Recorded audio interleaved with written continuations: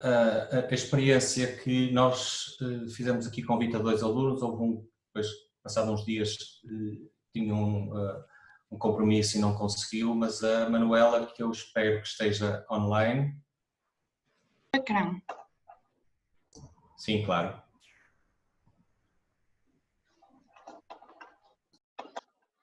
Si no me entienden, por favor de avisar. Yo hablaré devagar más por veces. Devem ter tipo coisa que vê a temperatura. ¿Qué? Certeza, porque... Pedir aos nossos colegas para desligarem os microfones para a Manuela poder fazer a sua apresentação. Ya consigo, sí.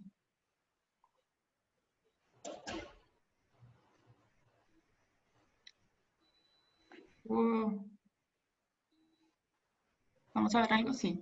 ¿Están a ver? ¿Consiguen ver? Ok. Pronto, soy estudiante de la Universidad de Minho, de primer año lectivo del Maestrado en Patrimonio Cultural. Y la cadena por la que estoy aquí es Nuevas Tecnologías Aplicadas al Patrimonio Cultural con el profesor José Alberto Lancarte. Vengo de Colombia, pero además de venir de Colombia, debo contarles que estudié en un colegio de educación no tradicional, lo cual era una educación basada en el modelo Freinet y utilizábamos básicamente el mismo esquema de ensayo y error. Por lo que yo vi que había varios preguntando qué hacían con los chicos de los primeros años de la universidad. Yo les digo, utilizaron el método conmigo desde mis 9 años y funciona. O sea, creo que es un tema de encontrar el mecanismo con cada persona, digamos. Luego entré a la Universidad Nacional de Colombia y estudié artes plásticas, donde el modelo seguía siendo el mismo. Sí, por eso encontrarme con el profesor Lancarte y con esta clase para mí fue maravilloso. Tengo que agradecer porque realmente de las aulas que vimos y de las aulas que mudaron a online por la situación de COVID, creo que esta fue la que cumplió las expectativas y las superó a razón de lo que estábamos viendo en el resto del maestrado. Listo. Entonces, ¿cuál fue? Vimos 3 ejes en la unidad curricular. Empezamos por un análisis de páginas web y usabilidad de las mismas. Empezamos a ver artículos sobre usabilidad y de softwares hechos por estudiantes y por el profesor. Y en este momento entró el COVID. Y empezamos a hablar de una segunda situación que ya estaba planteada, que era la toma de fotografías. Entonces, lo primero a lo que acudimos nosotros como estudiantes, avalados por el profesor, fue a hacer uso de imágenes de archivo. Haciendo uso de imágenes de archivo, fuimos evolucionando y encontrando soluciones en casa también para enfrentar las problemáticas planteadas y empezar a utilizar o a los padres o a los abuelos los que lo tenían, o en mi caso busqué los muñecos que había en casa que estaban en un garaje, o los objetos del diario común.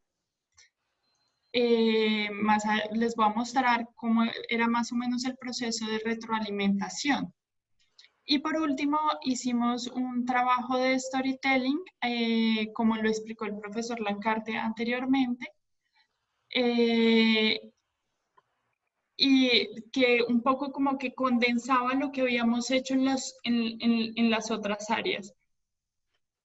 Pues en el caso nuestro, de nuestro grupo, usamos un tema de probar si la gente estaba entendiendo el video, entonces mandar a gente, entonces ahí estábamos aplicando un poco de lo que habíamos dicho en usabilidad, cómo hacer esas preguntas para saber si sí se estaba entendiendo.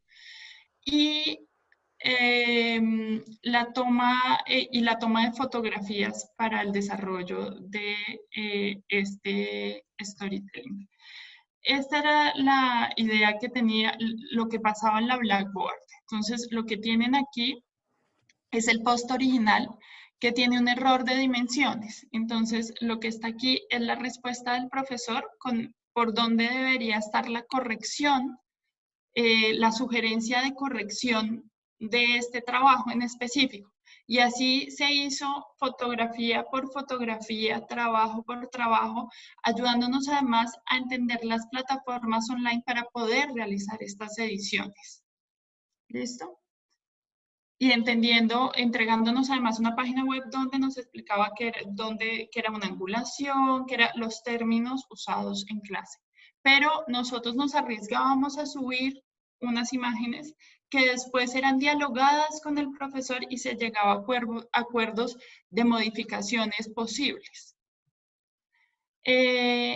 Luego por último tuvimos este trabajo que fue el trabajo del storytelling, que el profesor tenía planteado en un principio como un storytelling sobre patrimonio, por la temática que envuelve la materia. Entonces, lo que él nos presentaba como que habían hecho en aulas anteriores, claramente apañaba todo lo que tiene Braga en patrimonio arquitectónico principalmente, ¿no? Porque Braga y Portugal es muy rico en patrimonio arquitectónico. Él nos pregunta si quiere que cambiemos esto o si hacemos uso de esto, y llegamos al acuerdo que queríamos seguir haciendo el storytelling, pero que íbamos a sacar, íbamos a salir de la caja del pensamiento de la arquitectura como patrimonio y íbamos a pensar en otras maneras. También hablamos de hablar del COVID como tal, que era lo que estábamos enfrentando en ese momento, y de hacer acuerdos sobre cómo serían realizados estos grupos de trabajo. Nosotros, nuestro grupo, llegamos al acuerdo de que O Principeciño es el cuarto libro más traducido a nivel mundial. Entonces, para nosotros, este es un patrimonio muy rico, ¿sí? Entonces, lo que conseguimos fue que mucha gente nos enviara fotografías. Entonces, primero, estas son las fotos que nosotros usamos, que nosotros tomamos cumpliendo con nuestra tarea, pero invitamos a la gente a contarnos qué hacían con sus libros durante esta cuarentena. Inclusive el profesor nos colaboró con una imagen y así también conseguimos como que la situación del COVID, la tarefa para la materia se volviera un ente abrazador de lo que pasaba alrededor del mundo que nos tenía todos aislados. Entonces nos acercó a los amigos en otros países, nos acercó a la familia, se imaginarán que estoy a kilómetros de mi casa, nos acercó a la mamá, a la abuela, sí, nos va a acercar a todas esas personas con las que hemos tejido una historia a lo largo del tiempo y la vamos a abrazar. La cadera nos da esa posibilidad de abrazar no solo el aprendizaje, no solo el contexto global, sino abrazar esas personas que no tenemos cerca, ¿sí? Eso implica repensar la materia en el momento en que entramos en COVID.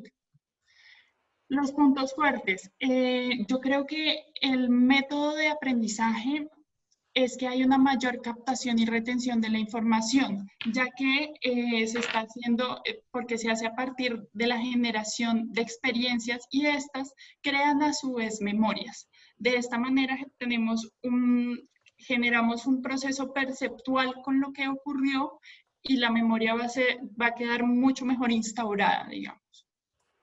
Los puntos flacos. Creo que aquí entiendo lo que decía la compañera anterior y yo estoy de acuerdo con el tema de muchas horas frente a la cara, pero yo creo que los puntos flacos realmente de esto es el sistema de educación convencional, porque ha cortado los procesos creativos de la gente.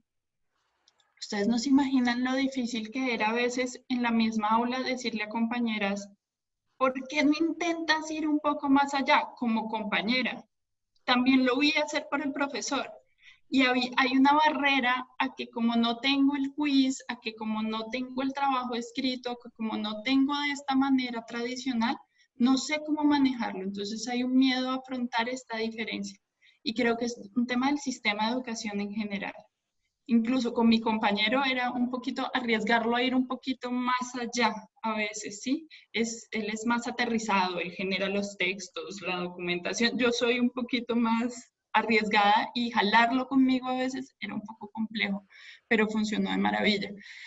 Esto genera lo que la compañera hablaba como sugerencia de que los profesores generaran más diálogo. Yo no sé si son los profesores los que tienen que generar más diálogo. Yo creo que si los estudiantes entienden que es otra metodología, que hay que tranquilizarse, que hay que hacer otra cosa, que estamos en otro, o sea, si entendiéramos que el proceso no solo se limita al quiz o al examen o al trabajo final, posiblemente no habría miedo a la participación aquí.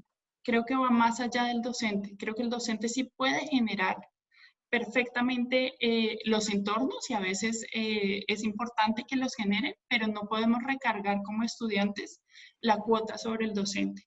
Creo que tiene que ser de parte y parte y creo que eso tiene que ver todo con un modelo actual casi global de educación.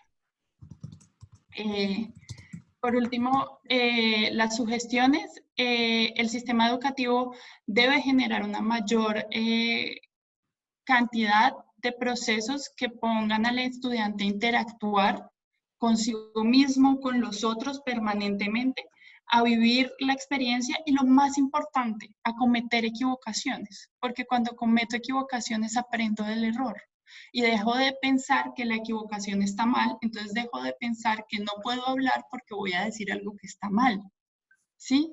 Es un poco ayudar a quitar esta tara, ver que nadie nace aprendido, digamos. Y no sé si tengan preguntas.